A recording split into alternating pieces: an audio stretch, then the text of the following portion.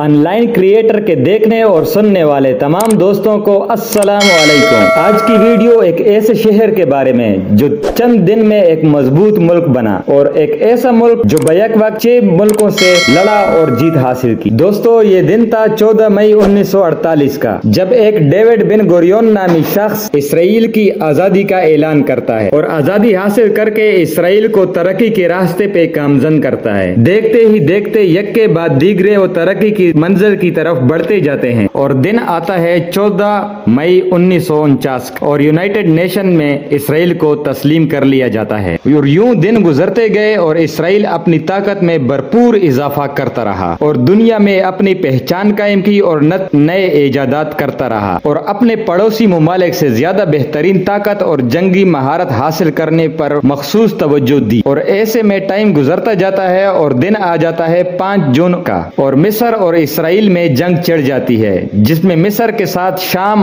उर्दन, Iraq, लबनान और Saudi अरब भी इस जंग में कूद पड़ते हैं। दोस्तों, इस जंग में पाकिस्तान ने भी हिस्सा लिया था। इस जंग में इसराइल ने अपनी जंगी महारत दिखाई और नहायत ही कम वसाइल होने के बावजूद भी वो जंग जीत। और दोस्तों, इस जंग में इसराइल के पास फौज थी और मिस्र और उसके हामियों के साथ 2,40,000 फौज थी और इसराइल के पास 800 टैंक्स, जबकि मिस्र और उसके दोस्तों के पास 2500 के लगभग टैंक्स थे। और इसराइल के पास 300 जंगी तियारे और मिस्र के पास 950 के लगभग जंगी तियारे मौजूद। और दोस्तों, 13 मई को सोवियत यूनियन ने इसराइल की 11 ब्रिगेड को शाम में बमबारी की इतला दी और 16 मई को मिस्र ने जवाबी कार्रवाई करते हुए इसराइल बॉर्डर और सीनाई के इलाके में फौज जमा कर लिया और यूनाइटेड नेशन को वहां से पीस फोर्स निकालने के लिए ऑर्डर जारी कर दिया। ऐसे में यूनाइटेड नेशन की तरफ से इसराइल को मदद की ऑफर की जाती है, लेकिन इसराइल मदद लेने से इनकार कर देता है। कुछ ही दिन में सूडान और सऊदी अरब ने भी अपनी फौजें रवाना कर दी। दोस्तों, इस लड़ाई में मिस्र और उर्दन की एयरफोर्स में शामिल होकर पाकिस्तानी पायलट्स ने भी हिस्सा लिया था। और इन दिनों में इसराइली बहरिया के जहाज जो इसराइल से जा रहे थे, मिस्र ने गलती करके उनको रोक ली। 1 जून को इसराइल ने जंग लड़ने का फैसला किया। अब एक तरफ तने तनहा इसराइल था और दूसरी तरफ मिस्र, सूडान,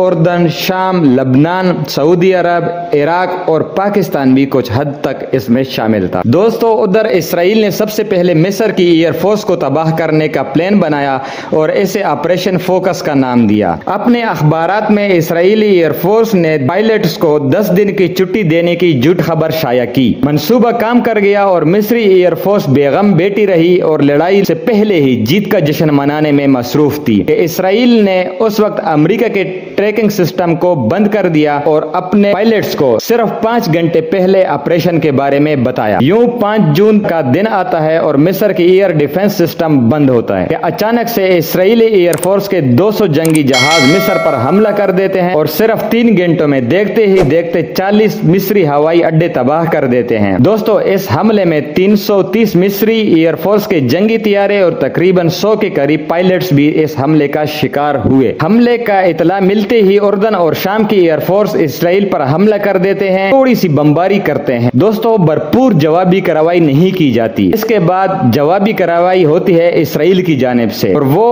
28 उर्दन तियारे और 53 शामी तियारे और 10 इराकी तियारे तबाह कर देती है। यूं इसराइल जंग में जीत की जानिब आगे बढ़ता है और कसीर तादाद दुश्मन को कमजोर कर देता है। इसराइल को इस तमाम कार्रवाई में सिर्फ 19 तैयारों का नुकसान उठाना पड़ा।